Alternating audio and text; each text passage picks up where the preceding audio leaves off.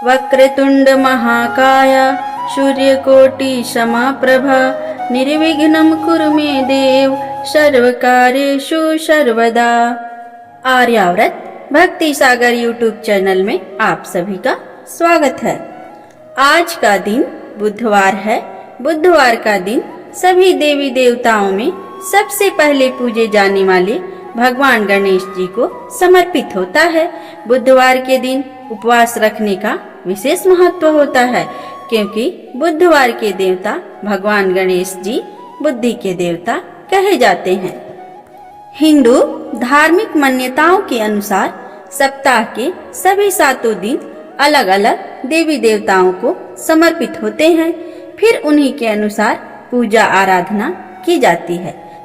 बुधवार का दिन सभी देवी देवताओं में सबसे पहले पूजे जाने वाले भगवान गणेश को समर्पित है। बुधवार के दिन उपवास रखने का विशेष महत्व होता है, क्योंकि बुधवार के देवता भगवान गणेश बुद्धि के देवता हैं। ऐसे में बुधवार के दिन व्रत रखने पर जीवन में सुख समृद्धि आती है और समय मंगलमय रहता है। ऐसी मान्यता है कि जो भी व्यक्ति बुधवार के दिन व्रत रखता है और पूरे दिन भगवान गणेश की साधना करता है, उस व्यक्ति के जीवन में कभी भी धन धान्य की कमी नहीं होती है। तो आइए हम लोग बुधवार व्रत कथा को सुनते हैं। एक समय की बात है, एक व्यक्ति का विवाह हुए कई वर्ष बीत गए। विवाह के बाद उसकी पत्नी एक बार अपने मायके गई हुई थी। पत्नी के मायके में रहने के कई दिन बाद उसका पति अपनी पत्नी का विदा करवाने के लिए ससुराल पहुंचा। ससुराल में कुछ दिन तक रहने के बाद वह पत्नी को मायके से विदा कराने की बात अपने सास ससुर से कही। बुधवार का दिन होने के कारण उसके सास ससुर ने कहा कि इस दिन बेटी ससुराल नहीं जा सकती, इसी कारण विदाई नहीं हो सकती है। लेकिन वह व्यक्ति नहीं माना और अपनी पत्नी के मायके से विदा कराकर अपने घर की तरफ चल दिया। रास्ते में जाते वक्त पत्नी को बहुत तेज प्यास लगी। तब पत्नी अपनी पति से बोली कि मुझे बहुत जोरों की प्यास लगी है। तो उसका पति पानी की तलाश में इधर उधर भटकने लगा।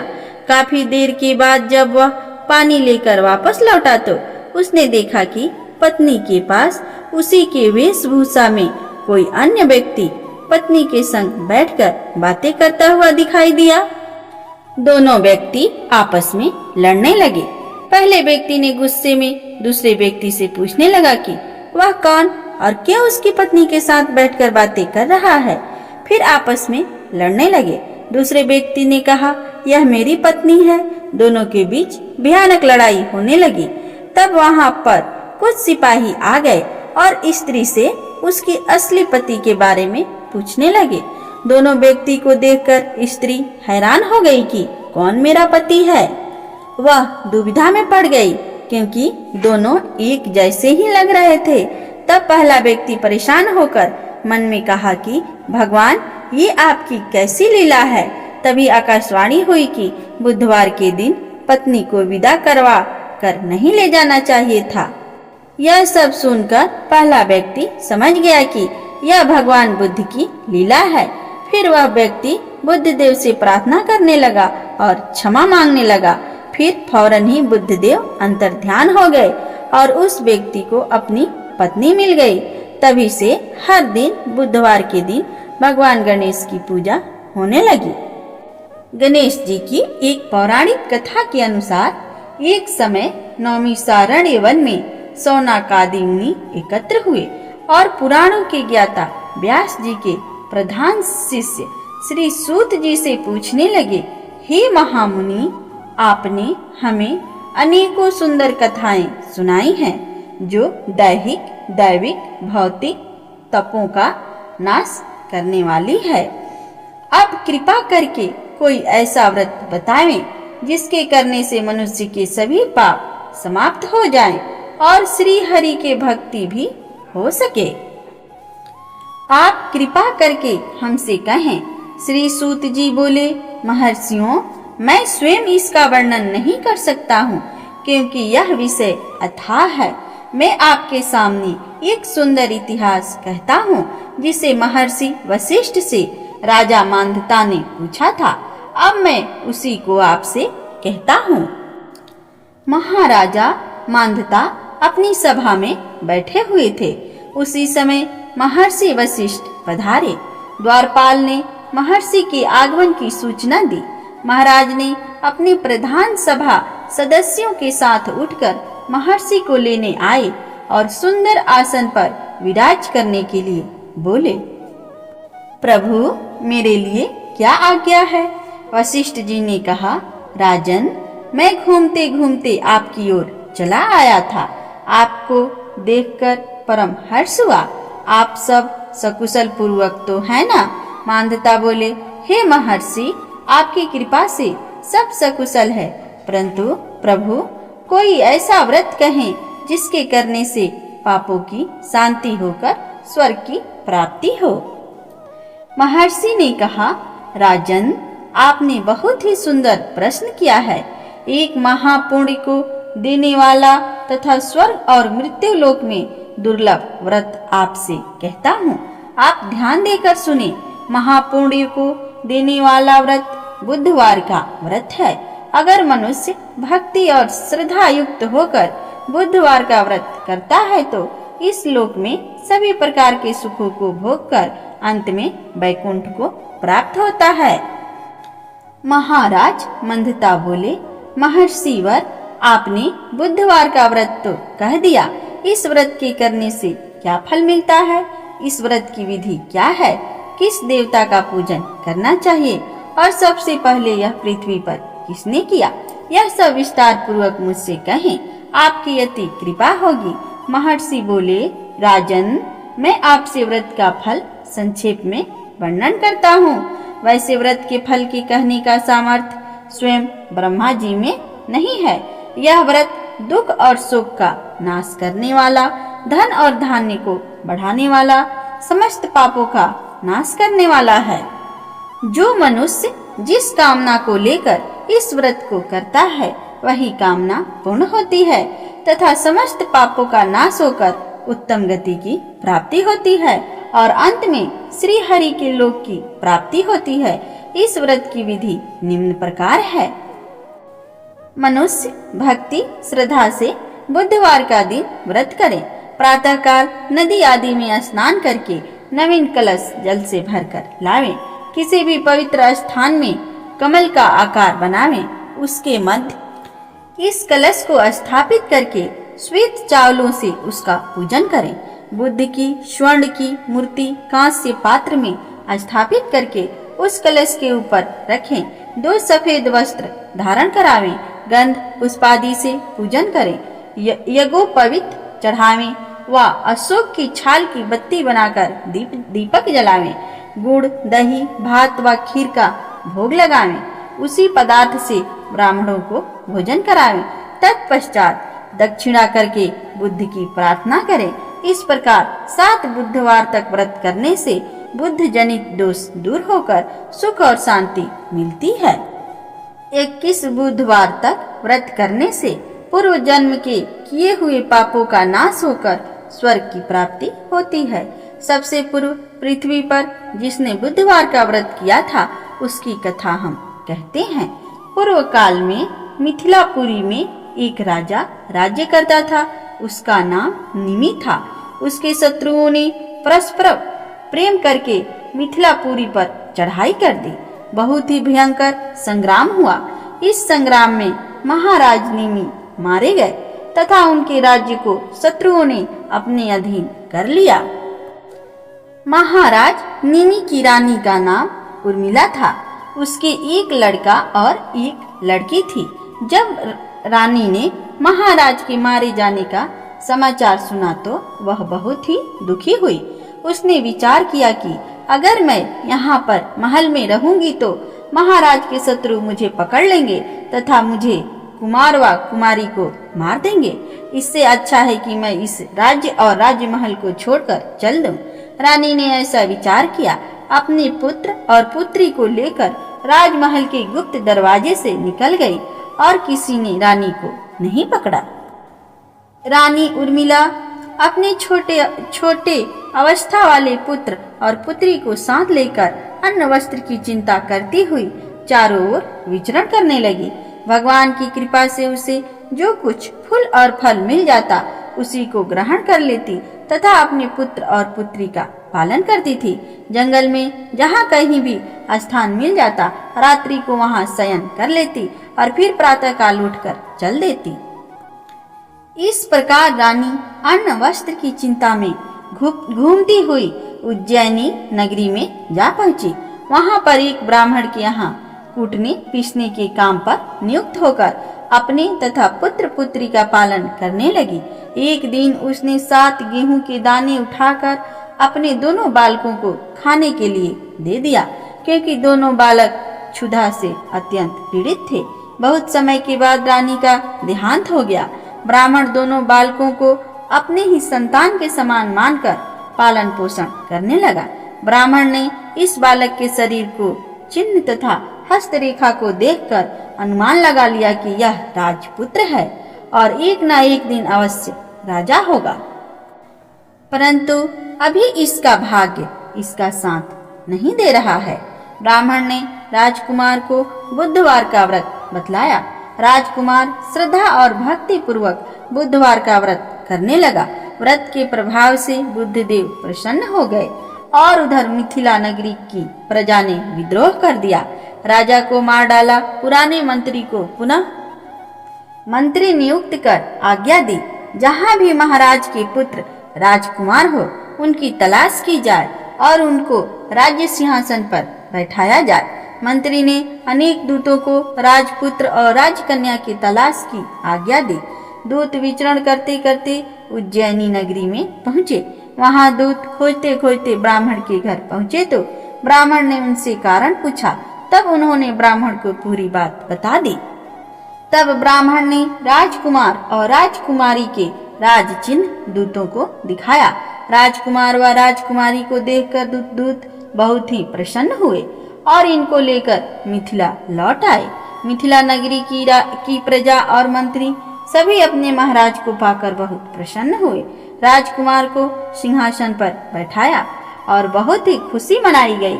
राजकुमार को अपना राज्य वापस मिल गया तो उसने उज्जैनी ब्राह्मण को राजगुरु के पद पर रखा तथा अपनी बहन का विवाह की चिंता करने लगा। राजकुमार ने अपनी बहन श्यामला का विवाह धर्मराज के साथ कर दिया। दहेज में काफी धन दिया। श्यामला धर्मराज को पति के रूप में पाकर बहुत ही प्रसन्न हुई। वह सभी प्रकार से धर्मराज की सेवा करती तथा हर प्रकार से प्रसन्न रखती थी। धर्मराज श्यामला से बहुत ही संतुष्ट रहते थे। घर का सभी कामकाज उन्होंने श्यामला को सौंप दिया। धर्मराज के घर में 7 कोठे थे। यह 7 कोठे किलों से अच्छी तरह बंद थे। धर्मराज ने इन 7 कोठों को खोलने के लिए श्यामल से मना कर दिया था। श्यामला अपने घर सभी कार्य भली प्रकार से करती, परंतु उन कोठों को न खोलती थी। इस प्रकार से श्यामला का काफी समय व्यतीत हो गया। एक दिन धर्मराज किसी आवश्यक कार्यवश घर से बाहर गए हुए थे। श्यामला देवी ने विचार किया कि पति देव ने सभी कार्य की मुझे स्वतंत्रता दे रखी है, परंतु न जाने इस 7 कोठों के लिए क्यों मना कर दिया है। इस कौतूहलवश श्यामला देवी ने धर्मराज की अनुपस्थिति में एक कोठे की किला निकाल दी और खोलकर देखा। उसमें श्यामला देवी ने अपनी माता को यमराज के भयंकर दूतों द्वारा गर्म तेल से भरे हुए कड़ाहे में पटके जाते हुए देखा। इस दृश्य को देखकर श्यामला बहुत ही दुखी हुई और मन में आतंक छा गया। उसने फिर दूसरे कोठे को खोलकर देखा। वहां उसने अपनी माता को कोल्हू में पीसते हुए देखा।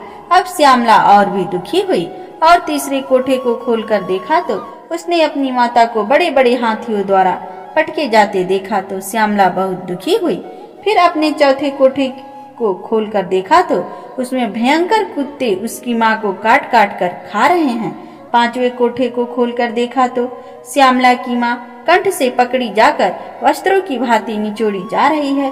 श्यामला ने छठवें कोठे को खोलकर देखा कि उसकी माता काठ के समान छीली जा रही है। सातवें कोठे को खोलकर देखा कि उसकी माता के ऊपर बड़ी बड़ी सीलियां फेंकी जा रही है। इन सब को देखकर श्यामला को बहुत ही दुख हुआ। अपनी माता के दुखों को देखकर श्यामला शोकग्रस्त हो गई।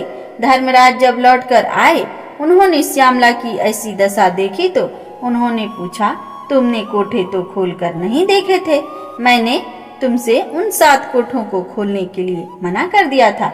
श्यामला ने अपना सिर धर्मराज के चरणों में रख दिया और प्रार्थना की कि हे नरेंद्र, मेरी माता ने ऐसा कौन सा पाप किया है जिसके कारण वह इस प्रकार से नरक की यातनाएं सहन कर रही है। धर्मराज बोले, श्यामला, तुम्हारी माता ने तुम्हारे और तुम्हारे भाई के स्नेह में वशीभूत होकर ब्राह्मण के 7 गेहूं के दाने लिए थे। प्रथम चोरी ही महापाप है। इस पर भी ब्राह्मण के अन्न की चोरी करने से 7 कुल दग्ध होते हैं। इसी से तुम्हारी माँ 7वें कुल तक दुखी हो रही है। श्यामला हाथ जोड़कर बोली, हे नाथ, कोई ऐसा उपाय बतावें जिसके करने से मेरी माँ का उद्धार हो, वह इस कष्ट को न भोगे। मैं अपनी माता के कष्ट को नहीं देख सकती हूँ। धर्मराज बोले कि हे देवी, पूर्व जन्म में तुम ब्राह्मणी थी। उस जन्म में तुमने ब्राह्मण के उपदेश को मानकर बुधवार का व्रत किया था। उस व्रत के प्रभाव से राजा के समस्त सुख आपके लिए प्राप्त हैं। अब आप सत्य प्रतिज्ञा करके इस जन्म में बुधवार के व्रत के पुण्य को मेरे सम्मुख अपनी माता को दे दे, तो आपकी माँ के कष्टों का अंत हो जाएगा तथा उन्हें उत्तम सुख प्राप्त होगी। श्यामला ने ऐसा ही किया। पुण्य के मिलते ही श्यामला की माँ उर्मिला पीड़ा से मुक्त होकर दिव्य शरीर को धारण करके स्वर्ग के लिए चली गई। भगवान विष्णु के दूत सुंदर विमान लेकर आए, उसे लेने के लिए आए। उस दृश्य को देखकर श्यामला बहुत ही आनंदमयी हुई और बुधवार को हमेशा व्रत करने लगी। इस कथा को सुनकर महाराज मंदता ने बहुत ही सुख का अनुभव किया तथा वशिष्ठ जी को बहुत प्रकार से सेवा की। बुधवार का व्रत इस लोक में अनेक प्रकार के सुख भोग कर अंत में दुर्लभ मोक्ष की प्राप्ति की। गणेश भगवान की एक पौराणिक कथा के अनुसार एक समय की बात है, विष्णु भगवान का विवाह लक्ष्मी जी के साथ निश्चित हो गया। विवाह की तैयारी होने लगी। सभी देवताओं को निमंत्रण भेजे गए, परंतु गणेश जी को निमंत्रण नहीं दिया गया। कारण जो भी रहा हो, अब भगवान विष्णु की बारात जाने का समय आ गया। सभी देवता अपनी पत्नियों के साथ विवाह समारोह में आए। उन सब ने देखा कि गणेश जी कहीं दिखाई नहीं दे रहे हैं। तब वे आपस में चर्चा करने लगे कि क्या गणेश जी को न्योता नहीं दिया गया है या स्वयं गणेश जी ही आए नहीं। सभी को इस बात पर आश्चर्य होने लगा। तब सबने विचार किया कि विष्णु भगवान से ही इसका कारण पूछ लिया जाए। विष्णु भगवान से पूछने पर उन्होंने कहा कि हमने गणेश जी के पिता भोलेनाथ महादेव को न्योता भेजा है। यदि गणेश जी अपने पिता के साथ आना चाहते हो तो आ जाते, अलग से न्योता देने की क्या आवश्यकता है। और दूसरी बात यह भी है कि उनको 1.25 मन मूंग, 1.25 मन चावल, 1.25 मन घी और 1.25 मन लड्डू का भोजन दिन भर में चाहिए। यदि गणेश जी नहीं आएंगे तो कोई बात नहीं, दूसरे के घर जाकर इतना सारा खाना पीना अच्छा भी नहीं लगता। इतनी वार्ता कर ही रहे थे कि किसी ने एक सुझाव दिया, यदि गणेश जी आ भी जाएं तो उनको द्वारपाल बनाकर बैठा देंगे। आप घर का ध्यान रखना। आप तो चूहे पर बैठकर धीरे धीरे चलोगे तो बारात से बहुत पीछे रह जाओगे। यह सुझाव भी सबको पसंद आ गया, तो विष्णु भगवान ने भी अपनी सहमति दे दी। होना क्या था, इतने में गणेश जी वहां आ पहुंचे। उन्हें समझा बुझाकर घर की रखवाली करने के लिए बैठा दिया गया। बारात चल दी। तब नारद जी ने देखा कि गणेश जी तो दरवाजे पर ही बैठे हुए हैं। वो तो गणेश जी के पास गए और रुकने का कारण पूछा। गणेश जी कहने लगे कि विष्णु भगवान ने मेरा बहुत ही अपमान किया है। नारद जी ने कहा कि आप अपनी मूषक सेना को आगे भेज दे तो वह रास्ता खोद देगी, जिससे उनका वाहन धरती में धंस जाएंगे। तब आपको सम्मान पूर्वक बुलाना पड़ेगा। अब तो गणेश जी ने अपनी मूषक सेना जल्दी से आगे भेज दी और सेना ने जमीन को नीचे नीचे खोदकर सुरंग बना दी। जब बारात वहां से निकली तो रथों के पहिए धरती में धंस गए। लाख कोशिश करे परंतु पहिए नहीं निकले। सभी ने अपने अपने उपाय किए परंतु पहिए तो नहीं निकले, बल्कि जगह जगह से टूट गए। किसी को समझ में नहीं आ रहा था कि अब क्या किया जाए। तब तक नारद जी ने कहा, आप लोगों ने गणेश जी का अपमान करके अच्छा नहीं किया है। यदि उन्हें मना कर लाया जाए तो आपका कार्य सिद्ध हो सकता है और यह संकट टल सकता है। शंकर भगवान ने अपने दूत नंदी को भेजा और वे गणेश जी को लेकर आए। गणेश जी का आदर सम्मान के साथ पूजन किया। तब कहीं रथ के पहिए निकले। अब रथ के पहिए निकल तो गए परंतु वे टूट फूट गए थे तो उन्हें सुधारे कौन। पास के खेत में खाती काम कर रहा था, उसे बुलाया गया। खाती अपना कार्य करने के पहले श्री गणेशाय नमः कहकर गणेश जी की वंदना मन ही मन करने लगा। देखते ही देखते खाती ने सभी पहियों को ठीक कर दिया।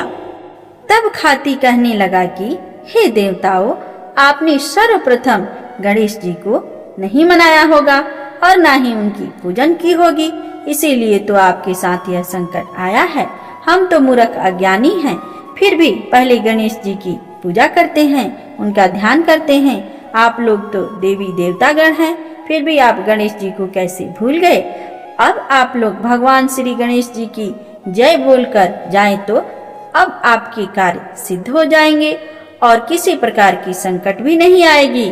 ऐसा कहते हुए बारात वहां से चल दी और विष्णु भगवान का लक्ष्मी जी के साथ विवाह संपन्न हुआ और सभी सकुशल घर लौट आए। तो बोलिए श्री गणेश महाराज की जय। एक और पौराणिक कथा के अनुसार एक गरीब और दृष्टिहीन बुढ़िया थी। उसके साथ उसके बहू और बेटा रहते थे। बुढ़िया हमेशा ही श्री गणेश की पूजा किया करती थी। एक दिन उसकी पूजा से प्रसन्न होकर गणेश जी प्रकट हुए और बोले, बुढ़िया माँ, तू जो चाहे वह मांग ले। बुढ़िया ने कहा, मैं कैसे और क्या मांगू, मुझसे तो मांगना आता ही नहीं। इस पर गणेश जी ने कहा, जाओ अपने बहू बेटे से पूछ लो और मांग लो। यह सुनकर बुढ़िया ने अपने बेटे से कहा, गणेश जी ने कहा है कि मुझसे आप कुछ भी मांग सकते हो, तो बताओ मैं क्या मांगू। उसके पुत्र ने कहा कि माँ, तू गणपति बप्पा से धन मांग ले। वहीं बहू से पूछा तो उसने कहा कि गणेश जी से नाती मांग ले।